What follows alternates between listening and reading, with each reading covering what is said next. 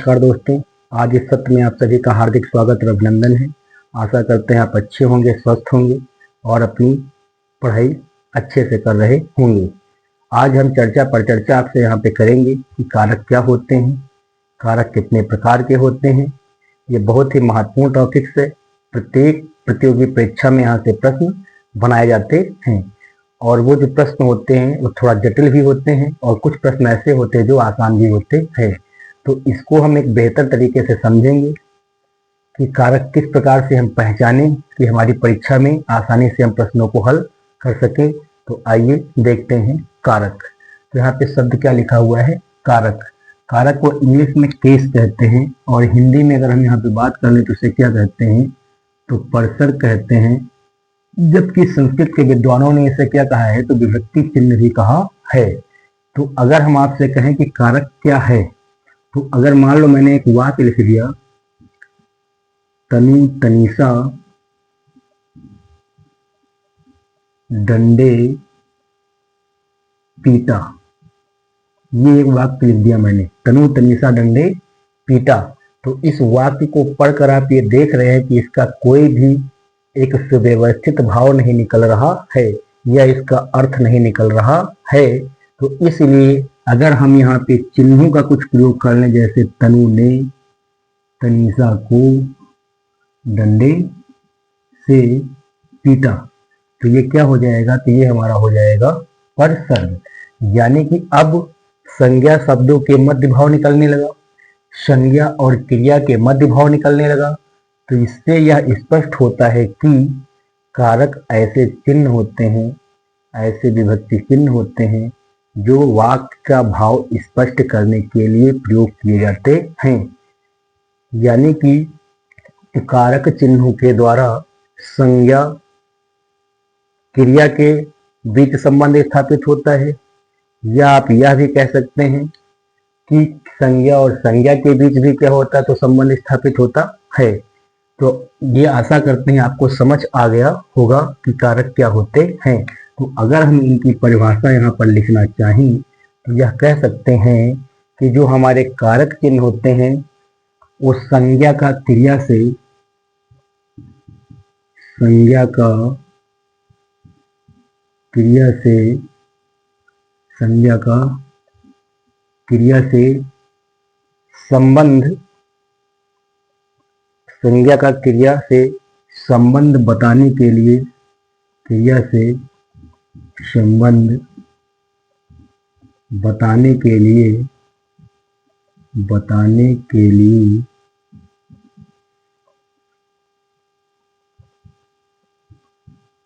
प्रयोग किए जाने वाले चिन्ह, प्रयोग किए जाने वाले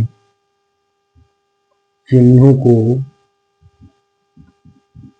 क्या कहते हैं, कारक कहते हैं, कारक कहते हैं। यानी कि संज्ञा का क्रिया से संबंध बताने के लिए प्रयोग किए जाने वाले चिन्हों को क्या कहते हैं, तो कारक कहते हैं। अब जो उपरोक्त ये वाक्य लिखा हुआ है, यहाँ पर आप ये देख सकते हैं कि इसमें कारक चिन्हों का प्रयोग किया गया है।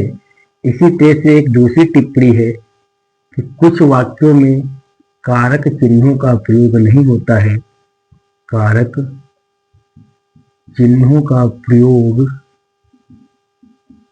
नहीं होता है, फिर भी उन वाक्यों का भाव स्पष्ट होता है। जैसे अगर मैं एक वाक्य यहाँ पर यह लिख दूं कि ऐसा कैसे हो सकता है कि आपका अर्थ स्पष्ट हो। जैसे एक वाक्य मैंने लिख दिया कि धवल दूध पीता है, धवल दूध पीता है। इस वाक्य में कहीं भी कोई कारक चिन्हों का प्रयोग नहीं किया गया है, फिर भी इस वाक्य का अर्थ स्पष्ट हो रहा है। तो यहाँ पर अगर हम देखें तो क्या कह सकते हैं कि धवल दूध पीता है, इस वाक्य में शब्द क्रम या अर्थ के आधार पर, यानी कि शब्द क्रम या अर्थ के आधार पर, अर्थ के आधार पर भाव स्पष्ट होता है।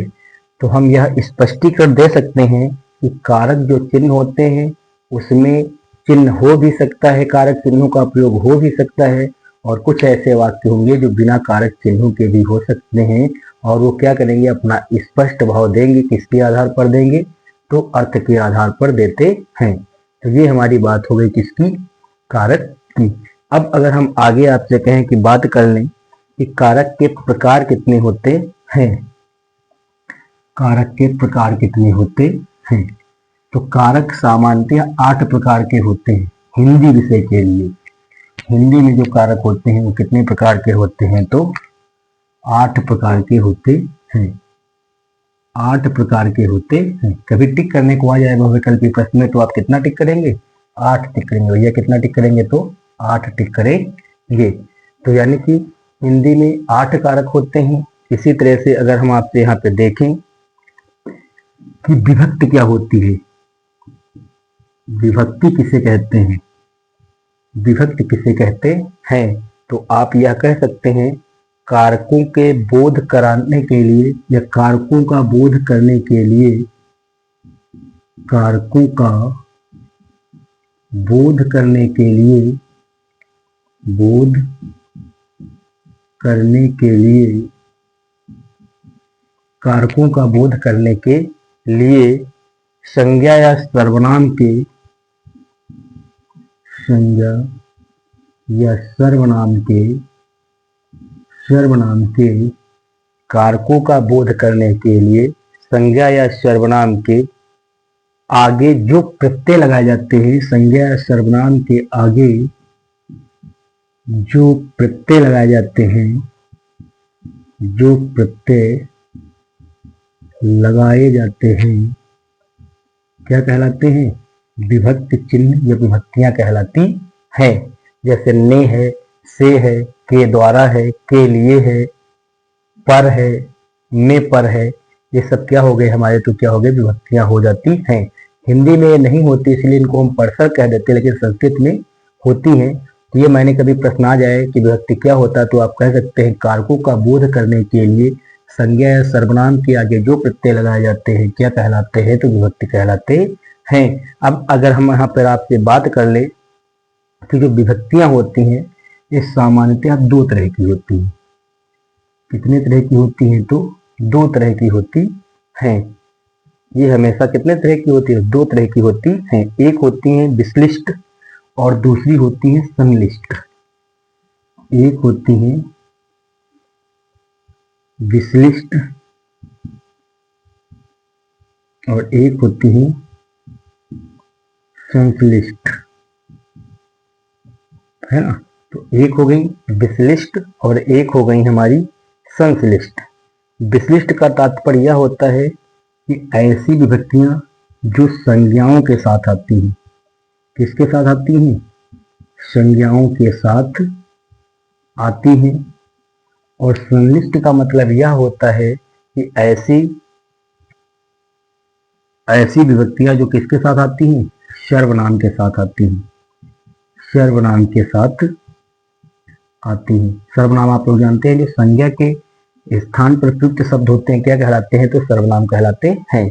तो अगर संज्ञाओं के साथ आ रहे हैं कारक चिन्ह तो विश्लिष्ट कहलाते हैं, और सर्वनाम के साथ अगर कारक चिन्हों का प्रयोग हो रहा है तो वो क्या हो जाएगा, तो वह संश्लिष्ट हो जाएगा। जैसे मैं कुछ वाक्य लिख देता हूं, जैसे यह शब्द लिख देता हूं, वृक्ष से, वृक्ष से राम ने, तो ये संज्ञाएं थी और इसमें ने आ रहा है, इसमें से आ रहा है, इसलिए ये चिन्ह आ रहे हैं, इसलिए कैसा हो गया, तो विश्लिष्ट हो गया। और संश्लिष्ट में अगर हम बात कर लें, जैसे तुम्हें इन्हें, एक शब्द मैंने लिख दिया तुम्हें या इन्हें, तो इसमें किसका भाव किसका निकल रहा है, तुमको या इनको, इसलिए इसमें कौन सी विभक्ति का प्रयोग होता है, तो को विभक्ति का प्रयोग होता है।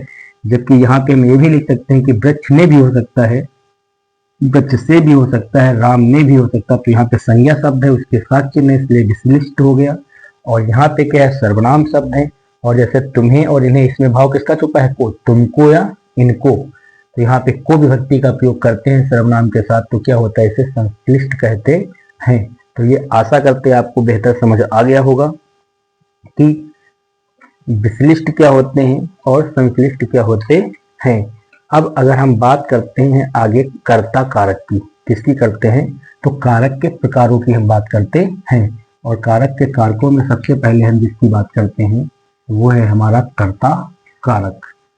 कैसे पहचानेंगे कर्ता कारक, कर्ता कारक क्या है, उसकी विभक्ति चिन्ह क्या होता है। तो सबसे पहला जो हमारा कारक है, एक एक हम पढ़ते चलेंगे। कर्ता कारक, इसे इंग्लिश में अगर हम कहें तो क्या कहते हैं, नॉमिनेटिव केस कह देते हैं। इसका जो चिन्ह होता है वो होता है ने और शून्य, दोनों याद रखेंगे।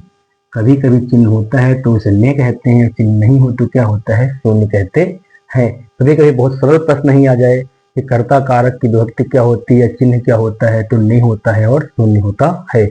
मान लो ऑप्शन में ना दिया हो तो क्या हो जाएगा, शून्य हो जाएगा।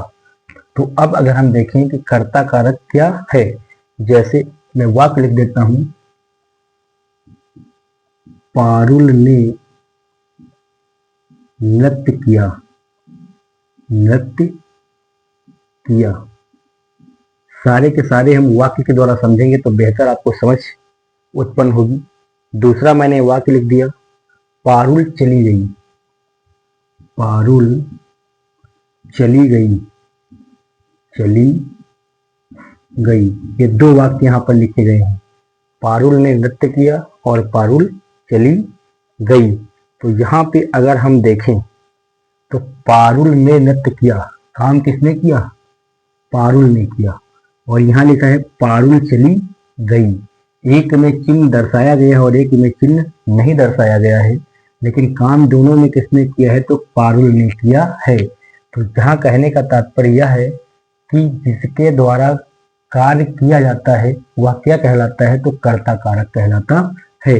यानी कि क्रिया को करने वाला, क्रिया को करने वाला क्या कहलाएगा, तो कर्ता कारक कहलाएगा।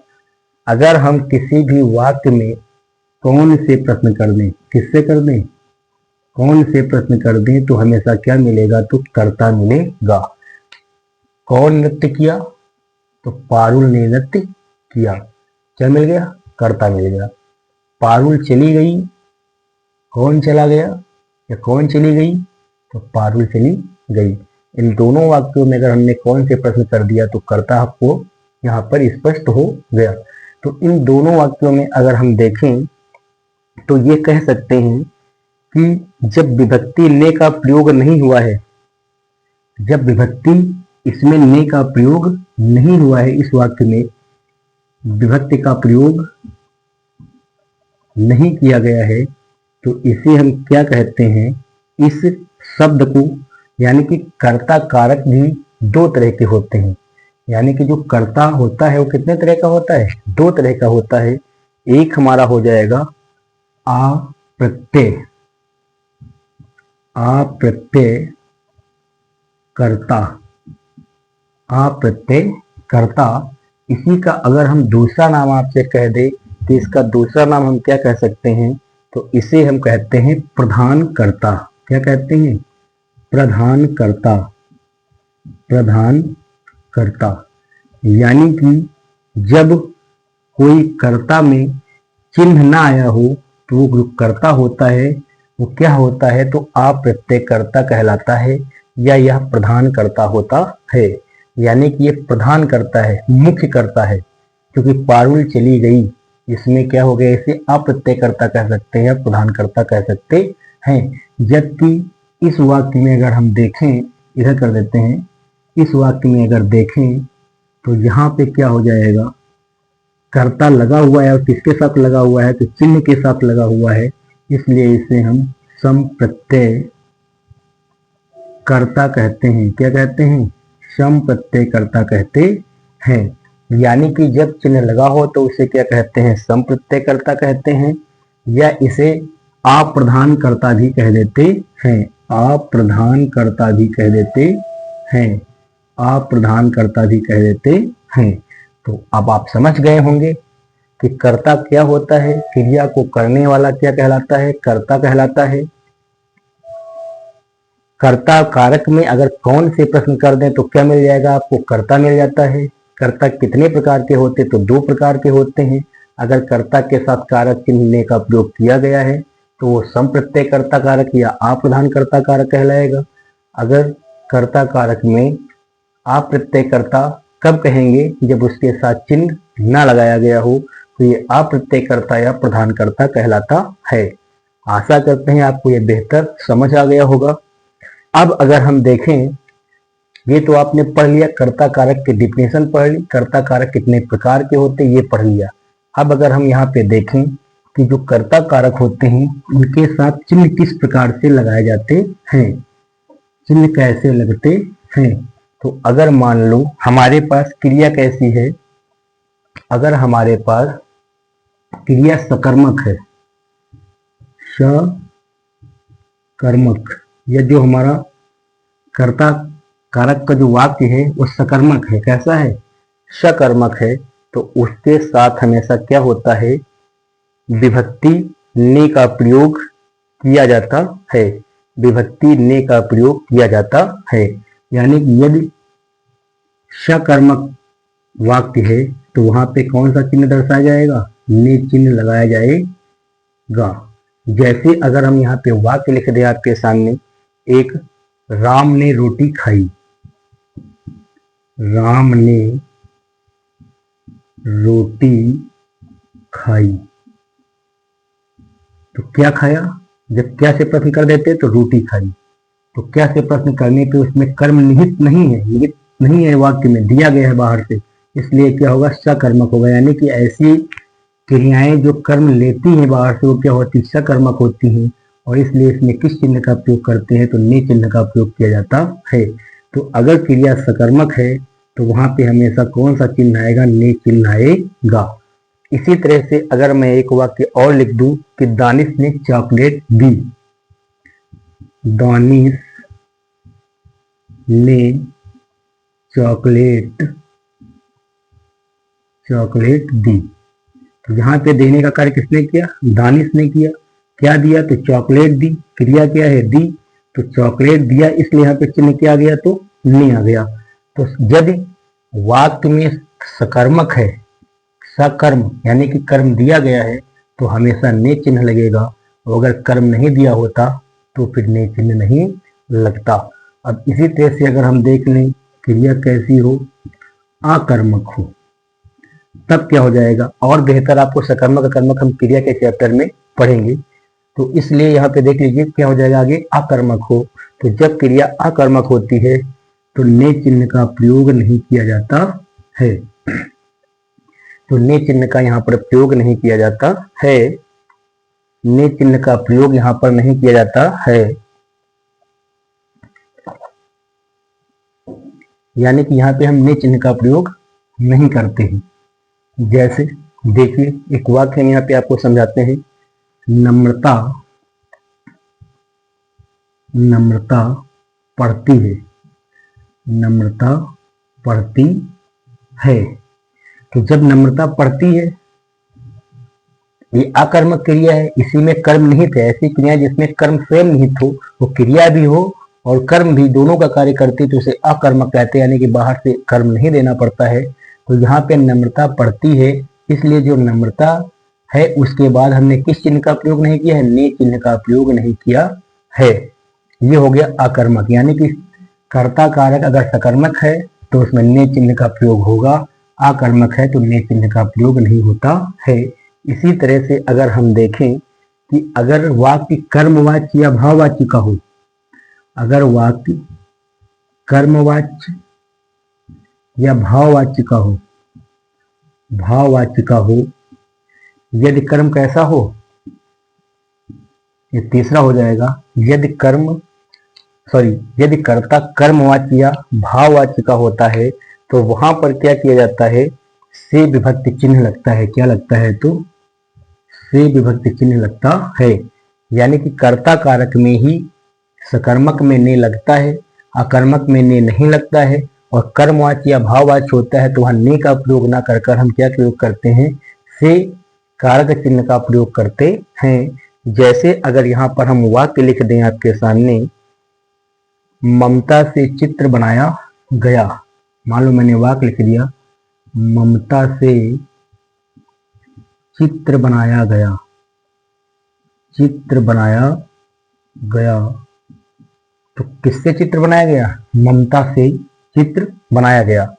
या किसके द्वारा चित्र बनाया गया? तो ममता के द्वारा चित्र बनाया गया। तो ये कर्ता है यहाँ पर, और कौन सा चिन्ह आ गया? से चिन्ह आ गया। जब मैं एक और वाक्य अगर आपके सामने लिख दूं यहाँ पर, मोची से जूता बनाया गया, मोची से जूता, मोची से जूता बनाया गया, बनाया गया, तो यहाँ भी ये क्या हो जाएगा? कर्मवाच्य और भाववाच्य के दोनों वाक्य हैं। कर्म ममता से चित्र बनाया गया और मोची से जूता बनाया गया।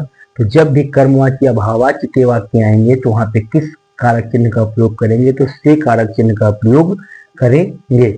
तो आशा करते हैं अब आपको एक बेहतर समझ हो गई होगी कि कर्ता कारक क्या होता है, कर्ता कारक कितने प्रकार का होता है, कर्ता कारक में कब चिन्ह का ने का प्रयोग किया जाता है, कर्ता कारक में कब चिन्ह ने का प्रयोग नहीं किया जाता है, और जब वाक्य कर्म या भाववाची का होता है तो कौन सा कारक चिन्ह प्रयोग किया जाता है। तो क्या हो जाएगा? तो से हो जाएगा। अब अगर हम सामने से थोड़ा हट जाते हैं, दूसरे कारक की बात कर लें तो वो हमारा होता है कर्म कारक। क्या होता है? तो कर्म कारक होता है। देखिए कर्म कारक, कर्म कारक की हम बात कर लेते हैं। तो अगर हम दूसरा कारक लिखें तो वो हमारा हो जाएगा कर्म कारक। देखिए कर्म कारक की बात कर लेते हैं, ऑब्जेक्टिव केस कहते हैं इसे, कर्म कारक। तो इसे क्या इंग्लिश में बोलते हैं? Objective case. तो कर्म कारक का जो चिन्ह होता है वो होता है को या शून्य। क्या होता है? को या फिर शून्य। शून्य मैंने बना दिया है, आप हिंदी में भी लिख सकते हैं। तो कर्म कारक का जो चिन्ह होता है वो को होता है या फिर शून्य होता है। अगर हम यहाँ पर देखें तो वाक्य में क्रिया का, वाक्य में क्रिया का फल, क्रिया का फल, यानी कि कर्म कारक में क्या होता है? वाक्य में जो क्रिया का फल होता है वो किसके ऊपर पड़ता है? तो कर्ता पर ना पड़कर अन्य संज्ञा या सर्वनाम पर पड़ता है। तो वाक्य में क्रिया का फल कर्ता पर ना पड़ता हो, कर्ता पर नहीं पड़ता है, किस पर पड़ता है? तो अन्य संज्ञा या सर्वनाम शब्दों पर पड़ता है। यानी कि जब वाक्य में क्रिया का फल कर्ता पर ना पड़कर उस वाक्य के किसी दूसरे शब्दों पर पड़े या अन्य संज्ञा या सर्वनाम शब्दों पर पड़े तो उसे क्या कहते हैं? कर्म कारक कहते हैं। परिभाषा से अगर नहीं समझ आ रही है तो भी मैं एक वाक्य उदाहरण के द्वारा लिखूंगा तो आपको और बेहतर समझ हो जाएगी। जैसे मैंने एक वाक्य यहाँ पर यह लिख दिया कि किरण ने रूबी को पहुंचाया, किरण ने रूबी को पहुंचाया, किरण ने रूबी को पहुंचाया, पहुंचाया। तो किसने पहुंचाया? किरण ने। किसको पहुंचाया? रूबी को पहुंचाया। तो जो पहुंचने की क्रिया है और रूबी के ऊपर इसका प्रभाव है, ना कि किरण के ऊपर। काम इसने किया है लेकिन क्रिया का प्रभाव किसके पहुंचने के लिए किया जा रहा है? रूबी के लिए। इसलिए यहाँ पे जो चिन्ह है वो क्या हो जाएगा? को हो जाएगा। यानी जब भी हम कर्म निकालेंगे तो किसी भी प्रश्न में क्या से अगर प्रश्न कर देते हैं तो हमेशा क्या मिलता है? वहां पर कर्म मिल जाता है।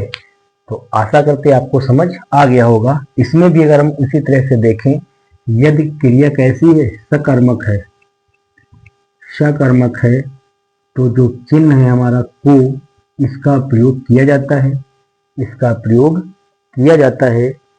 जैसे यही वाक्य ले ले अगर हम तो इसका एग्जाम्पल बन सकता है कि किरण ने रूबी को पहुंचाया। तो इसलिए रूबी को पहुंचाने का काम किया गया है, रूबी कर्म है बाहर से, इसलिए इसमें किस चिन्ह का प्रयोग किया गया है? को चिन्ह का प्रयोग किया गया है। तो ये हो गया, यदि कर्म कारक में क्रिया सकर्मक है तो वहां पर किस चिन्ह का प्रयोग करते हैं? को चिन्ह का प्रयोग किया जाता है। इसी तरह से अगर क्रिया आकर्मक हो, क्रिया आकर्मक हो तो को चिन्ह का प्रयोग नहीं करते हैं। जैसे जैसे अगर हम वाक्य यहाँ पर लिखना चाहें तो कह सकते हैं पुजारी पूजा करता है, पुजारी पूजा करता है, पुजारी पूजा करता है। तो यहाँ पे कहीं भी किसी कारक चिन्ह का प्रयोग नहीं किया गया है, पुजारी पूजा करता है। तो पुजारी के द्वारा कर्म किया जा रहा है, किस क्या करने का? पूजा करने का। इसलिए कैसी क्रिया है? अकर्मक क्रिया है, इसलिए यहाँ पे को चिन्ह का प्रयोग नहीं किया गया है।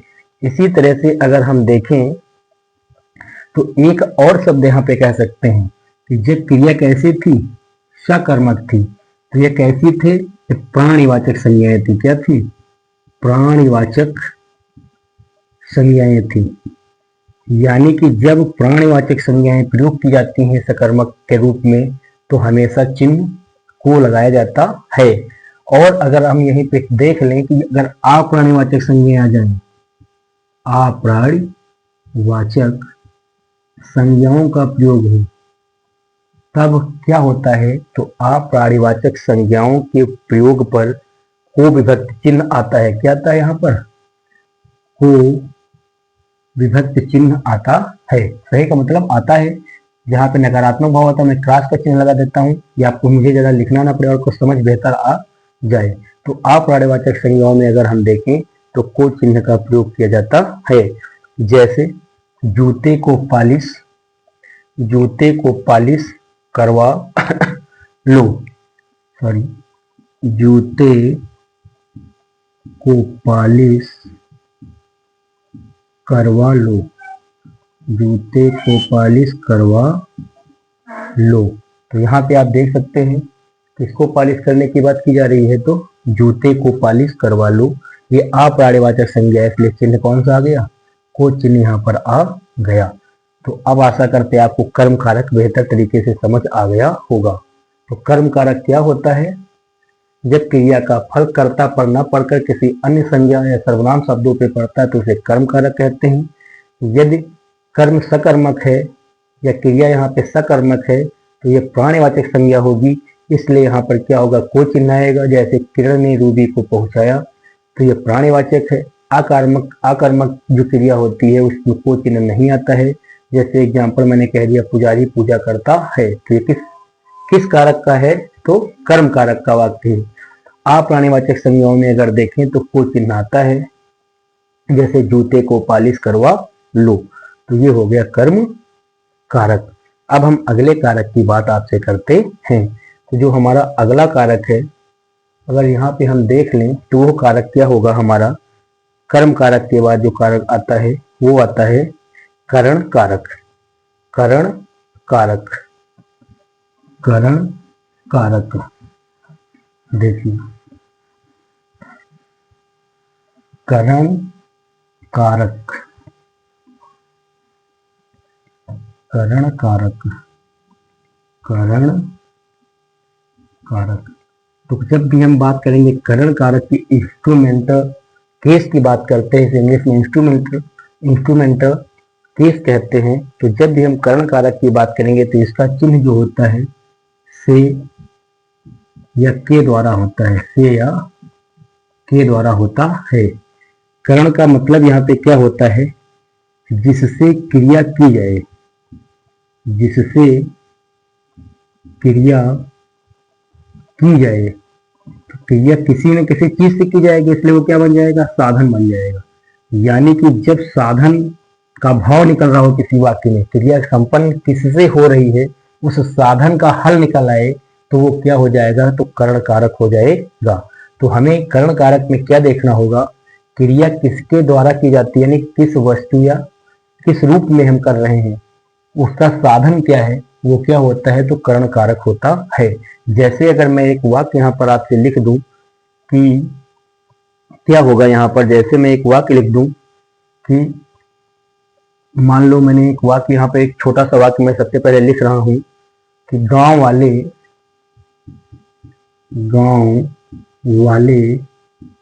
नौका से नदी पार कर रहे हैं। नदी पार कर रहे हैं। तो काहे से पार कर रहे हैं? नौका से पार कर रहे हैं। क्या पार कर रहे हैं? तो नदी पार कर रहे हैं। तो साधन क्या हो गया उनका? नौका हो गई है। मास्टर जी छड़ी से पीट रहे हैं। मान लो मैंने दूसरा वाक्य क्या लिख दिया? मास्टर जी छड़ी से पीट रहे हैं। छड़ी से पीट रहे हैं। तो यहाँ पे छड़ी क्या हो गई? छड़ी से ये क्या हो गई? क्रिया को पूर्ण कर रही है, क्रिया का साधन हो गई, इसलिए कैसा हो गया? कर्ण कारक हो गया। तो आपको यहाँ पे याद क्या रखना है कि यदि हम क्रिया पूर्ण करने के साधन, या फिर आप ये कह सकते हैं क्रिया पूर्ण करने के लिए माध्यम या साधन का जिसका उपयोग करते हैं, वो साधन या माध्यम क्या है, और तो किसके अंतर्गत आता है? कर्ण कारक के अंतर्गत आता है। तो कर्ण कारक में हम साधन या माध्यम की बात करते हैं। तो अब आपको ये बेहतर समझ आ गया होगा। या एक मैं वाक्य यहाँ पे और लिख देता हूं, जैसे एन केन प्रकारेण, एन केन प्रकारेण, ये सूक्त बहुत बोली जाती है कि मुझे कैसे भी करना है। एन केन प्रकारेण, तो यहाँ पे भी इसका भाव आता है। इसी तरह से अगर एक वाक्य और यहाँ पे हम लिख दें, न आंखों देखा न कानों सुना, न आंखों देखा और न कानों सुना। तो ये एक मुहावरा लिखा हुआ है कि ना आंखों के द्वारा देखा गया और ना कानों के द्वारा सुना गया, इसलिए क्या हो जाएगा? ये साधन हो जाएगा। इसलिए कौन सा कारक हो जाएगा? तो कर्ण कारक हो जाएगा। अब हम